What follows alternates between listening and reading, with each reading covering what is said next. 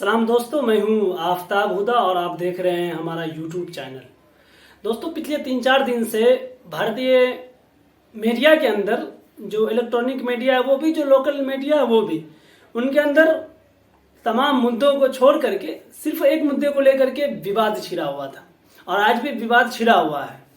दोस्तों, वो विवाद ये था कि एक बाबा को लेकर के विवाद चलने लगा तब जब उस बाबा के बारे में ये पता चला कि ये बाबा फलोडिया है और ये बाबा जो है झूठ फैला रहा है, अंधविश्वासी जो है लोगों के अंदर फैला रहा है और खासकर हिंदू धर्म के अंदर अंधविश्वासी फैला रहा है।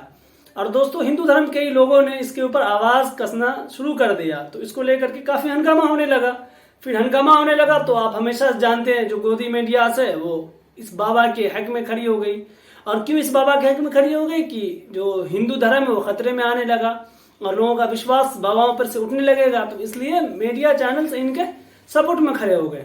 दोस्तों, आइए पहले हम आपको एक वीडियोस दिखाते हैं, फिर आप समझ पाएंगे कि असल ये पूरा मामला क्या चल रहा है। तो देखिए इस वीडियोस में। बता सकते हो? अब आप पत्रकारों में जिनके चाचा का नाम भृगुनाथ तिवारी हो वो आ जाए।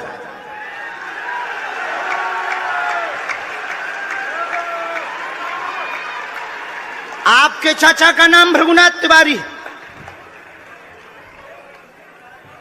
जी, मेरे चाचा का नाम भृगुनाथ तिवारी है और वो भोपाल में रहते हैं, अभी मथुरा में हैं।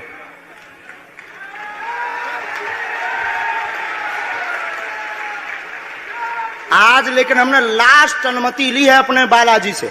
क्या तुमने पहले बताया? लोगों को अंधविश्वास में तो नहीं ढकेलना, महापाप पड़ेगा अगर तुमने बताया हो। गुरुजी, मैं 3 दिन से बल्कि इस सच्चाई को एबीपी न्यूज में दिखा रहा हूं। मैंने कोई अंधविश्वास फैलाने का और बताने का काम नहीं किया है। मैं यहीं से आपके दरबार से जनता। तो क्या तुम्हारे भाई का नाम राघवेंद्र तिवारी है? जी गुरुजी, एक पत्रकार होने के नाते नाते मैं ये कह रहा हूं, आचार्य धीरेन्द्र शास्त्री की जय, क्योंकि मैं जो सुन रहा हूं, मैं देख रहा हूं, ये चमत्कार नहीं है। क्या तुम्हारे भाई ने अभी मकान बनवाया है? जी, गृह प्रवेश किया है 2 दिन क्या पहले। तुम्हारी भतीजी का नाम अभिषी है? जी गुरुजी। आज के बाद अब अंधविश्वासी कहना बंद कर देना, वरना नंगा कर दिया जाएगा। हम हनुमान जी के सेवक हैं, ललकार कर करते हैं कि हमने संतों की चरणों की तपस्या सीखी और सन्यासी बाबा की कृपा को पाया है।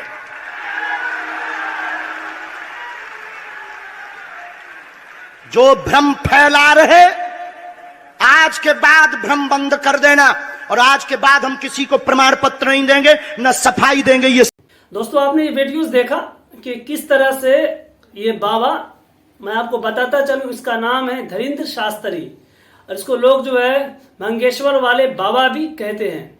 दोस्तों, इसका ये कारनामा है कि इन्होंने एबीपी न्यूज के एक एंकर को उठाया और कहा कि इसमें जो है आप न्यूज एंकर जो है का जो पत्रकार हैं आप में से आ जाएं। फिर उन्होंने उस पत्रकार को बुलाया और कहा कि देखो, तुम्हारे चच्चा का ये नाम है, तुम्हारे पप्पा का ये नाम है, तुम्हारे भैया ये काम करते हैं, तुम्हारी भतीजी का यह नाम है।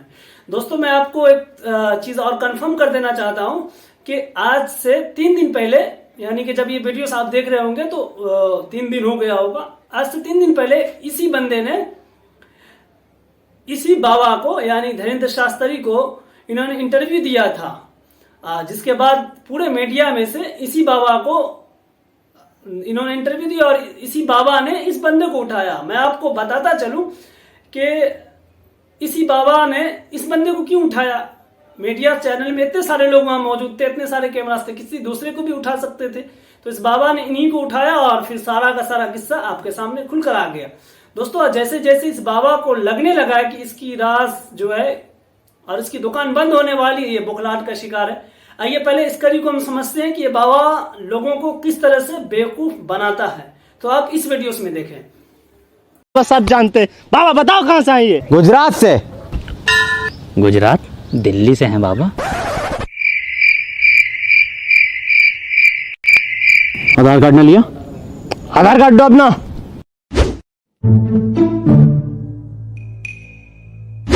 तेरा नाम नाजिम, तेरा नाम जैन सैफी, तेरी उम्र 1 सितंबर, तेरी 12 फरवरी। अरे बाबा, रात तूने काली टी शर्ट पहनी थी। काली टी शर्ट? अरे चमड़ैल बाबा, मैं तो 6 महीने से न नहाया, और इस पे तो टी शर्ट ही है कि पीले रंग की सुतरी के पे फर्जी लग रही है बाबा। मैं मुझे ना उतरवाना कोई भूत। बाबा की काबिलियत पे शक करता है। बाबा मुझे कह रहे थे, मैंने पहनी थी कल रात काली टी शर्ट। अबे अबे कहाँ जा रहे हैं चमड़ैल बाबा ये? अबे फर्जी बाबा, ये भाग गया डर के हमसे।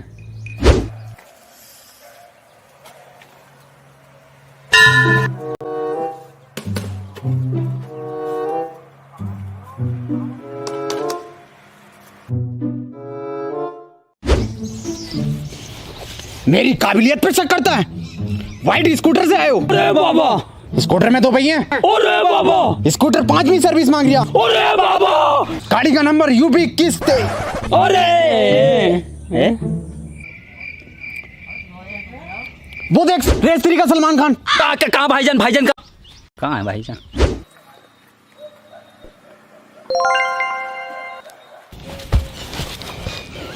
अबे वो उतर गई थी क्या? लैंडिंग कर दी भाईजान ने।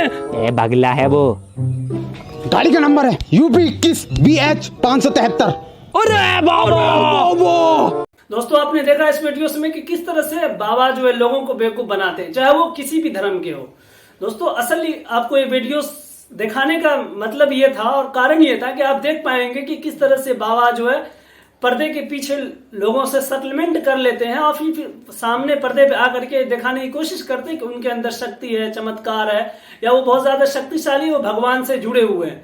दोस्तों ऐसा कुछ भी नहीं होता, क्योंकि जितनी भी शक्ति का, मोजिजा का जो भी प्रयोग है वो सारा का सारा अब खुदा ने, भगवान ने वो अपने कब्जे में रख रखा है। हाँ, ये अलग है कि भगवान कुछ मनुष्यों को थोड़ी मोड़ी जो है अपनी प्रक्रिया में से हिस्सेदारी देते हैं, थोड़ा मोड़ा उनके अंदर रहता है शक्ति, वो कुछ कुछ चीजों के लिए रहता है। लेकिन दोस्तों उसके लिए भी बहुत सारे नियम कानून होते हैं। ऐसे नहीं होता कि कोई भी अल्लू झल्लू रोड छाप उठ जाए, वो अपने आप को जो है सैयद कहला रहे, ब्राह्मण कहला रहे, ये कहला वो कहला करके वो अपने आप को ये साबित करने की कोशिश करे कि मेरे अंदर जो है मोजिजा है, मेरे अंदर शक्ति है। तो ऐसा बिल्कुल भी नहीं है। दोस्तों पहले इस मुद्दे को आप एक तरीके से और समझिए। देखिए, जितने भी 15,000 साल तारीख में अगर आप देखेंगे तो आप देख लें, जितने भी धर्म आए इसमें, उन धर्मों में जो भी धर्म गुरु हुआ करते थे उनकी उम्र 40 साल प्लस हुआ करते थे, फिर जाकर के उनको ज्ञान प्राप्त हुआ करता था। लेकिन अगर आप इस बाबा की उम्र देखें तो इस बाबा की उम्र 25 से 30 साल है, और इस बाबा ने शेविंग करवा रखे है, तो इस बाबा ने जूते अलग कटिंग के पहन रखे हैं, और इस बाबा ने कपड़े एकदम स्टाइलिश कपड़े पहन रखे हैं, एकदम सुंदर दिख रहे हैं। दोस्तों मैं आपको बताता चलूं कि जो भी धर्म गुरु होते हैं, जो तपस्या करते हैं, आप देखेंगे वो एक लिबास में रहते हैं, उनके दाढ़ी बड़े बड़े, बाल बड़े बड़े, एकदम गंदे संदे कपड़े रहते हैं, क्योंकि वो तपस्या में इतने मगन रहते हैं कि उन्हें पता ही नहीं चलता कि वो क्या खा रहा है, क्या पहन रहा है। लेकिन ये बाबा मर्सिडीज से आते हैं, मर्सिडीज से जाते हैं, इनके आगे पीछे जो एकदम गार्ड तैनात रहता है, इस बाबा से आम बंदा मिल ही नहीं सकता है।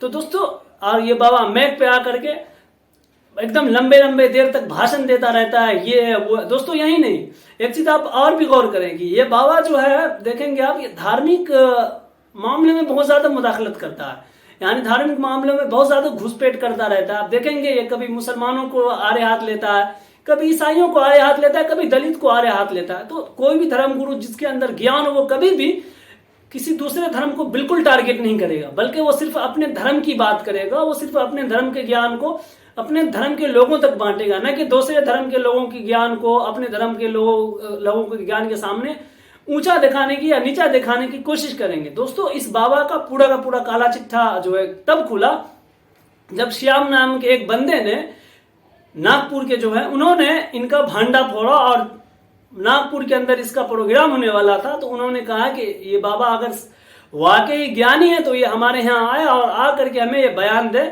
और हमें बताएं कि इस तरह का इमीटर है, वाकईतन इसके अंदर शक्ति है, इनके अंदर ज्ञान है।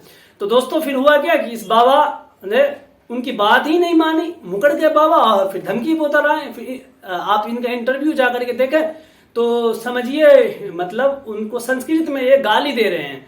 तो दोस्तों कहां से मतलब आप समझते हैं कि ये बाबा है? दोस्तों इस तरह के लोगों से हमें और आपको बचने की बेहद जरूरी है कि इस तरह के लोग ढोंग मचा करके सिर्फ आपको और हम जैसे लोगों को लूटते हैं और चूना लगाते हैं। दोस्तों आप आगे चलिए, इस बाबा के बारे में जो श्याम जी है उन्होंने कहा कि मैं चैलेंज करता हूं कि ये बाबा ढोंगी है, ये झूठ बोलता है, इनके पास कोई ज्ञान नहीं है।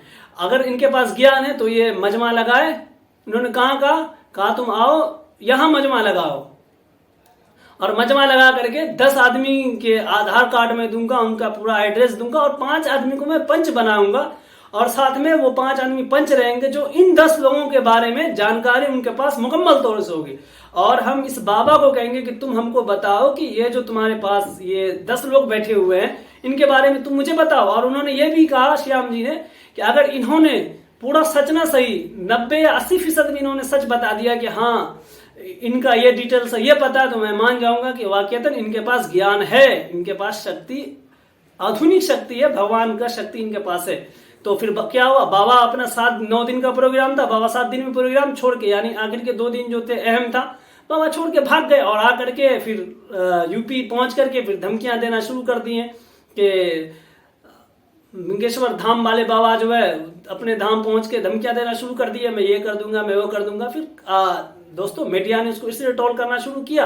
और अब जानते हैं कि भारत में सियासत हर कुछ जो है यहाँ से शुरू ही होता है। तो उन्होंने देखा कि अब धर्म खतरे में पड़ने वाला है, तो उन्होंने मीडिया को लगा दिया कि बाकी जो लोग इनके बारे में कह रहे हैं वो बिल्कुल सरासरी झूठ है, गलत है, बल्कि ऐसा नहीं है। दोस्तों यही नहीं, फिर आगे अब देखें उस बाबा के बारे में उन्होंने कहा कि अगर ये चीज वो साबित कर देंगे तो मैं उनको 30 लाख रुपया क्या दूंगा, इनाम दूंगा, और मैं भी मान जाऊंगा कि वाकईतन इनके पास शक्ति है। तो फिर बाबा मुकर गए। तो उन्होंने कहा कि अगर वो इस चीज को साबित नहीं कर पाए तो फिर 30 लाख रुपया वो देंगे, और उनके ऊपर महाराष्ट्र के अंदर केस दर्ज है। तो महाराष्ट्र के अंदर मैं आपको बताता चलूं, कुछ दिन पहले इनका प्रोग्राम हुआ था, तो इन्होंने कहा कि जादू टोना जो है इसके खिलाफ केस हो गया, तो कहा कि इनकी गिरफ्तारी हो जाएगी। तो इसी डर से ये महाराष्ट्र से भाग गए थे कि कहीं इनकी गिरफ्तारी न हो जाए, और इनके जो काले करतूत है, जो ये गलत बातें करते हैं, जो लोगों के अंदर ये अफवाह फैला रहे हैं, भ्रम फैला रहे हैं, जो लोगों को बेवकूफ बना रहे हैं, तो इनका काला चिट्टा खुलने वाला था। तो इसीलिए ये यहाँ से भाग गया और ये अपने वहां जा करके इन्होंने इस तरह का बयानबाजी किया और फिर गाली पे धमकी पे उतर आए। दोस्तों कोई भी, मैं आपको बताता चलूं आखिर में, कोई भी धर्मगुरु हो, कोई भी, चाहे वो पंडित हो, मौलवी हो, चाहे चर्च का जो है पादरी हो, जिनके अंदर ज्ञान होगा, जो किताब को, धार्मिक किताबों को बहुत बढ़िया से पढ़ रखा होगा, जो तमाम चीजों को जानता होगा, उनका आप देखेंगे जो उनके बात करने का लहजा होगा, जो बात करने का अंदाज होगा, देखेंगे बिल्कुल वो बहुत ही नॉर्मल तरीके से बात करते हैं। बिल्कुल वो आपसे आस्ते बात करेंगे, बहुत कम लोगों का उनसे मिलना जुलना रहेगा, वो ज्यादातर अपने जो है इबादत में मशगूल रहेंगे। इस तरह की जो है बड़े बड़े यहाँ आकर के बड़ी बड़ी बयानबाजी नहीं करेंगे, एकदम कभी चिल्ला के कभी वो करके बिल्कुल भी बातचीत नहीं करेंगे। तो दोस्तों अब इस बाबा का काला चिट्ठा खुल चुका है और हिंदू धर्म खतरे में आने लगा है। तो अब जो मीडिया चैनल्स उन लोगों के ही पीछे पड़ा हुआ है जो लोग इनकी सच्चाई को दिखा रहे हैं कि किस तरह से। दोस्तों और आखिर में मैं आप तक इसलिए ये बयान लेकर नहीं आया हूं, बल्कि मैं इसलिए लेकर के ये बात आया हूं कि इन्होंने मुस्लिम धर्म को टारगेट किया और कहा कि मुस्लिम में भी लोग जो है मजार पे यानी कब्रिस्तान पे जा करके चादर चढ़ाते हैं, तो क्या वो ठीक है? तो दोस्तों मैं इस बाबा को यहाँ से जवाब देना चाहता हूँ कि मुस्लिम धर्म में क्या कर रहे हैं। हमने तो आपके धर्म के बारे में नहीं कहा। आप जो दुनिया में भ्रम लोगों को, आप अपने हिंदू समाज को जो बेवकूफ बना रहे हैं, हिंदू समाज को जो आप मूर्ख समझते हैं, तो आप अपने हिंदू समाज में इस तरह की बातें करें। जहां तक मुस्लिम धर्म की बात है और मजारों पर चादर चढ़ाने की बात है, तो ये मुस्लिम धर्म में कहीं से भी ठीक नहीं है। ये गलत है, सिर्फ गलत है। जो लोग चादर चढ़ाते वो इस उम्मीद से नहीं चढ़ाते कि यहाँ सोते हुए लेटे हुए लोग जो है उनकी मन्नतें पूरी कर देंगे, बल्कि वो खुशी से चादर चढ़ाते हैं या कब्र की सफाई वगैरह के लेकर के वो इस तरह का काम करते हैं। तो दोस्तों ये थी पूरी बात जो रविंद्र शास्त्री यानी उर्फ मंगेशवार वाले बाबा की जो काले करतूत थे उनकी सच्चाई थी, खुल करके अब धीरे धीरे सामने आने लगा। तो लोग जो इन पर ट्वीट करने लगे। दोस्तों यूं ही नहीं, इस नाम के बंदे ने ट्वीट करके कहा कि अगर बाबा के पास इतना ही ज्ञान है तो बाबा बता दे कि पुलवामा में जो अटैक हुआ, जो 300 किलो RTX जो है हमारे भारतीय सैनिकों पे फूटा, जिससे हमारे सैकड़ों सैनिक जो है शहीद हो गए, घायल हो गए, तो उनके बारे में भी बाबा बता दे कि वो RTX किसने पहुंचवाया था। अगर बाबा को इतना जानकारी रहता है कि घर कैसे बना है, कब बना है, घर के अंदर फ्रीज में क्या रखा, तो बाबा इस तरह की भी जानकारी हमें दे दे। तो दोस्तों एक यूसुफ अली नाम के बंदे ने लिखा कि अगर बाबा को इतना ही जानकारी है तो बाबा 2002 में हुए गुजरात दंगे के बारे में बाबा बता दे, 1992 में बाबरी मस्जिद के मामले पर बाबा बता दे, और साथ में दोस्तों एक और बंदे ने ट्वीट किया जिसका नाम था राजन प्रसाद। उन्होंने ट्वीट करके कहा कि अगर बाबा के पास इतना ही ज्ञान है तो बाबा ये बता दे कि चीफ जस्टिस यानी जस्टिस लोहिया को किसने मारा, और दीगर उन्होंने 4-5 जगहों का और नाम लिया कि इन जगहों पे जो कांड हुआ किसने करवाया। तो बाबा इन चीजों को भी बताए ताकि हम मान सके कि हाँ सही मायने में बाबा के पास जो है क्या है, जो आसमानी ज्ञान है, भगवान का जो शक्ति बाबा के पास है। अगर बाबा साबित नहीं कर पाते तो ये सिर्फ और सिर्फ ढोंगी है, झूठा है। तो दोस्तों ये थी पूरी बात जो आप तक पहुंचाना बेहद जरूरी था। तो दोस्तों अगर आप तक हमारे चैनल को सब्सक्राइब नहीं किया तो हमारे चैनल को सब्सक्राइब कर ले और हमारे वीडियोस को लाइक करें और दोस्तों में शेयर करें। तो दोस्तों मिलते हैं अगली वीडियोस में, तब तक के लिए खुदा हाफिज।